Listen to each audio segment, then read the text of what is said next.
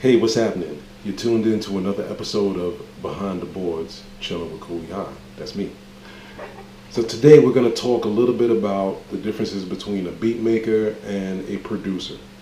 Well, we all know beat makers. We all know a lot of people who make beats, who purchase all kinds of gear like keyboard controllers, pad controllers, whatever software they decide to use. I'm currently messing around with Ableton 9. It's really dope. I'm normally used to using Sonar and Reason, so I figured I'd try my hand at something different. But nonetheless, there are people who make beats, and that's all they do. And they have a misconception of calling themselves producers. Well, yeah, you kind of are, but not really. You see, a beat maker basically just makes beats. That's all they do, and that's all they're focusing on. A producer is a person who puts the project together, who puts that particular song together, from the beat to the songwriters to the actual vocalists, to making sure that they see the whole song from the beginning, from the conception of the song, all the way to when it's pressed up and manufactured. That's a producer, so please understand the differences between the two.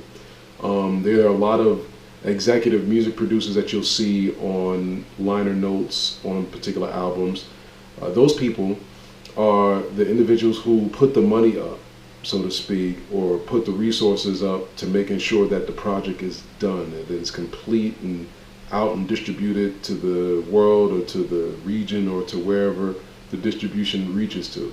But basically, keep that in mind when you're in the crowd and you're building with some people, and you come across these people who have these particular titles, and you're wondering, like, all right, then what's the difference, and why can't I call myself that? Well, there's some of the reasons, or some of the differences between a beat maker and a producer. And believe me, there's nothing wrong with being a beat maker. I think there are some dope beat makers out there. I know some in particular that are just beat makers, and they are excellent at their craft.